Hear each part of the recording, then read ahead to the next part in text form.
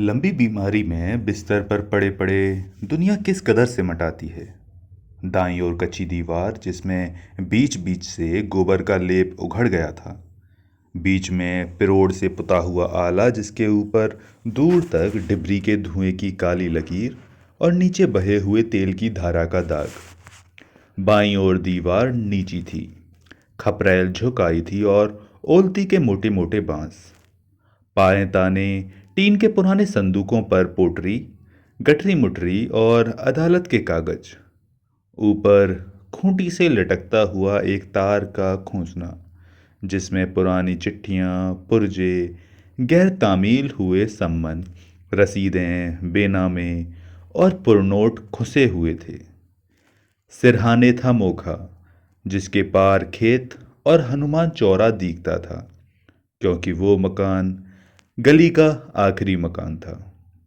यहाँ आकर गली बंद हो जाती थी। मकान के उस ओर थे खेत, हनुमान चौरा, कुआं और बहुत दूर पर खेतों के पार पठानों का मोहल्ला समदाबाद। घर के ठीक नीचे गाजर और भांते का खेत था, लेकिन सिरहाने मुड़कर वो नहीं देख सकते थे क्योंकि अंग अंग जकड़ गया था और बिना सहारे करवट बदलना भी मुमकिन नहीं था। रोम रोम में भयानक पीर। बीमारी भी कोई बीमारी सी हो, अंग अंग जकड़ा हुआ, जवान ऐठी हुई, जिगर सूझा हुआ। कोई पूछे हनुमान चौरा के बजरंग स्वामी से कि उन्हें ये कष्ट मुंशी जी को ही देना था। भाटे के खेत में पाकड़ तले पड़े थे, बस वही अटिक खटिक मंगल को कभी भोग लगा दें तो लगा दें, नहीं तो राम भरोसे।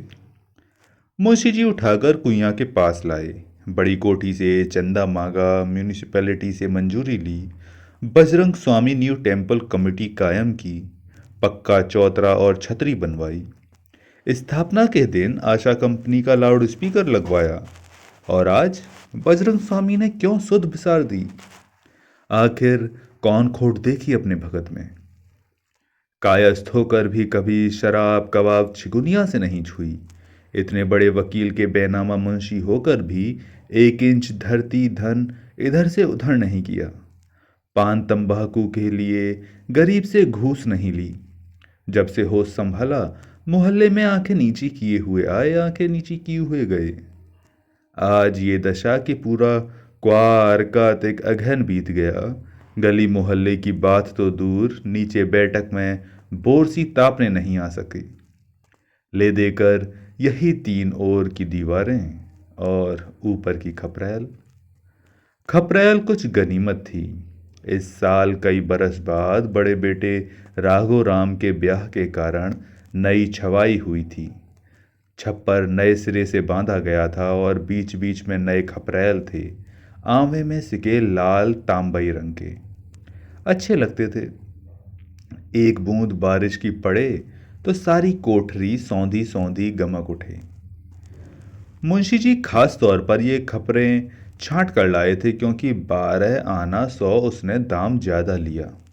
लेकिन मस्सूर कुमार की मिट्टी और आंवे की तासीर ही अलग है। कितना उत्साह था उसके मन में राघोराम के ब्याह का। वकील साहब से सिफारिश करके कहीं से वजीफा बंधवाया था और मिडल किया था, मैट्रिक किया और बजरंगबली गवाह हैं कि FA भी पास कर लिया। उस दिन मुंशी जी की खुशी और घमंड का ठिकाना नहीं था। रिजल्ट का अखबार पूरे 10 आने में खरीद कर लाए थे और जीतलाल हलवाई का कलाकंद। रात के 10 बजे तक 20 लोग बधाई देने आए। अखबार में हर एक को रोल नंबर दिखाकर, कलाकंद हाथ पर धरकर मुंशी जी कहते रहे, गरीब की भगवान नहीं सुनेगा तो कौन सुनेगा। अरे वजीफा ले लेकर और ट्यूशन कर करके पढ़ा, हमारी क्या औकात थी। माँ की तपस्या का फल है। अब बेटा रोटी रोजगार लायक हुआ, हम लोगों का बुढ़ापा पार लगेगा। बजरंग स्वामी कृपा करो, इस हरिया को भी किसी किनारे लगाओ। बात यह थी कि छोटा बेटा हरिराम प्राइमरी से आगे ही नहीं बढ़ पाया था। 2 लड़कों का सिर फोड़कर एक मास्टर के घर पर कोयले से गाली लिखकर उसने शिक्षा संपूर्ण कर ली थी। कुछ दिन घर पर गाली खाता रहा, फिर मजमेबाज दफा फरोश से शेर को पछाड़ने की बूटी खाकर 2 बरस बीमार पड़ा रहा। और फिर एक दिन मालूम हुआ कि उसने मिरवा के बाबू की शागिर्दी कर ली है और सुबह सुबह उठकर सारंगी का रियाज करने लगता है। सारे ग रे ग म प। काफी गाली गलौज थुक्का फजीहत के बाद मुंशी जी ने उससे बोलना छोड़ दिया था। माँ तो साफ कहती थी कि उसकी कोख में से सिल्लौड़ा जन्मता तो किसी काम तो आता। इस करम जले मूड़ी कटे हरिया ने तो नाम डुबो दिया। एक बेटा है राघो राम, साक्षात गऊ। एक ये है जन्म का चोर। हरिया अक्सर जवाब नहीं देता था, लेकिन जिस दिन कहीं से एक पुरानी सारंगी घर ले आया और सुबह शुरू हुई, उस दिन माँ ने डांटा, बस अब रंडी पतुरिया के इलाके भी नचा आंगन में। वहां चला जा उनके मोहल्ले में, उनकी जूती चाट और सारंगी बजा। तब हरिराम ने बड़े कड़े स्वर में कहा, माई रे, तू हमारी जबान न खुलवा समझी। बड़ी मुंशियाइन बनी है तो बन। हमारे तो बाप दादा सारंगी बजाते रहे हैं, हम तो वही करेंगे। इलम हुनर सीखेंगे, जूती किसी की नहीं चाटेंगे। और कान खोल के सुन ले, तेरी जूती भी नहीं चाटेंगे और मुंशी जी की भी नहीं। बात पूरी भी नहीं हुई थी कि बड़े भाई राघुराम का एक भरपूर तमाचा पड़ा था हरिया के, और उसके बाद और तमाचे और घूंसे। मुंशी जी ने सिर पटक दिया। माँ ने रो रो कर 3 दिन खाना नहीं खाया। सिर्फ नानी थी जो हरिया को गाली भी देती जा रही थी और उसकी सूजी हुई पीठ और मुंह पर हल्दी चूना भी लगाती जा रही थी। तब मुंशी जी पहली बार बीमार पड़े थे। हरिया ने जो कहा था वो सीधा उनके मर्म पर लगा था, लेकिन राघव ने दिन रात एक कर जो उनकी सेवा की, उससे एक बार फिर प्राण लौट आए, विश्वास भी। जब पहले दिन कचहरी जाने को तैयार हुए तो जिंदगी में पहली बार उन्होंने नाम लेकर राघव की मां को बुलाया। बिरजा, सुनती हो? हनुमान चीरा पर तेल सिंदूर भिजवा देना।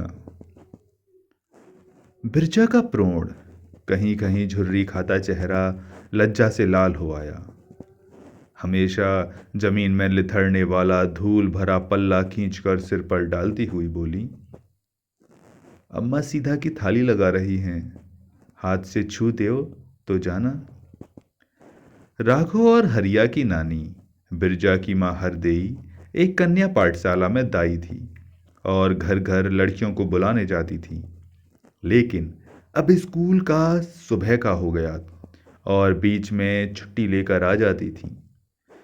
सीधा की थाली छुआ कर राघव से बोली, बेटा पैर छुओ मुंशी जी के। और मिचमिची पलकों में आए आंसू पहुंचती हुई बोले, टोला मोहल्ला जो चाहे कहे, जात बिरादी है हमारे ठेंगे पर। हरदेई के लिए बेटा कहो तो मुंशी जी, दामाद कहो तो मुंशी जी। भगवान बिरजा को सुखी बनाए रखे हैं।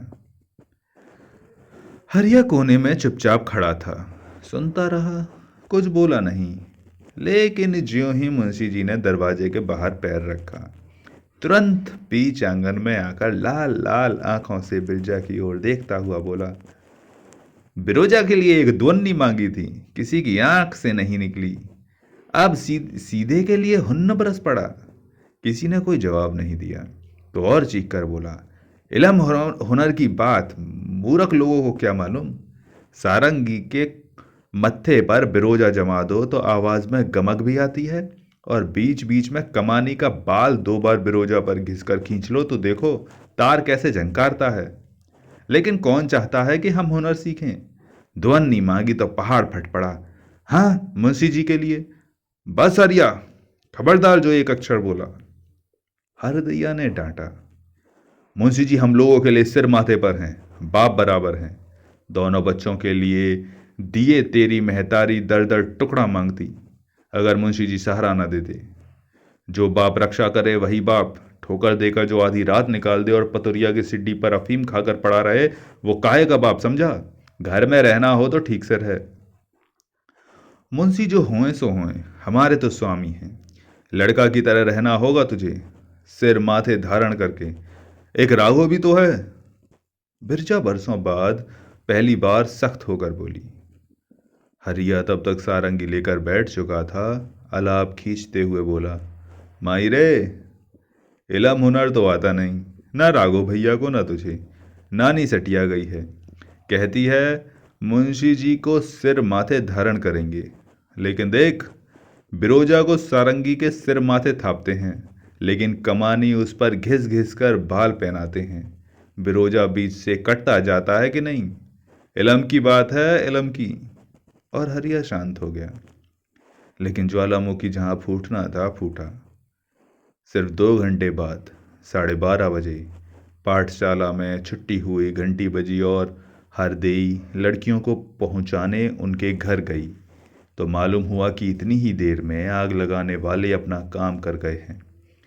हर घर में कुछ न कुछ मीन मेक हुई, लेकिन मथुरा बाबू की छुटकी पतोहू ने पूरा डंक चला दिया।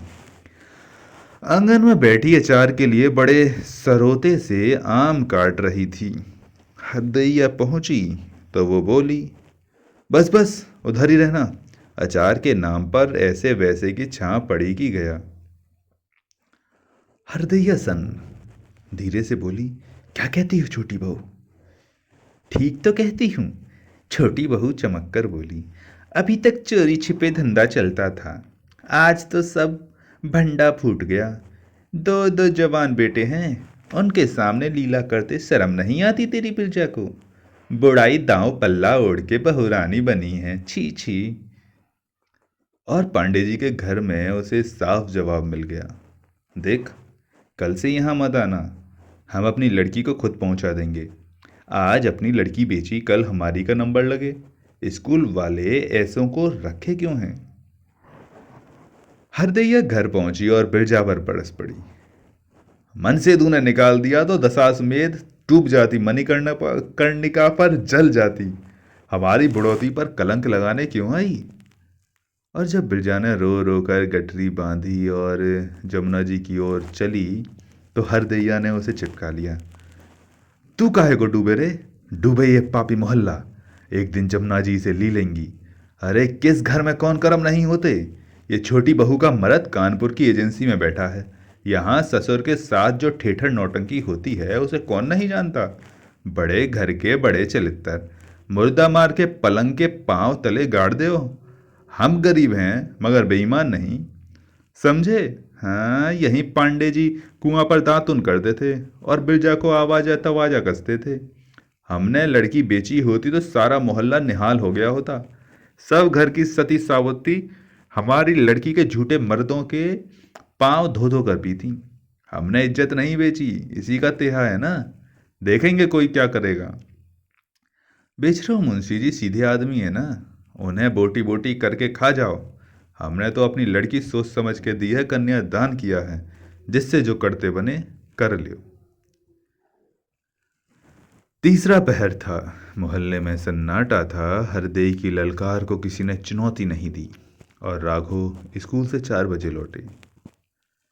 उस समय तक हरदेई भी चुप हो गई थी।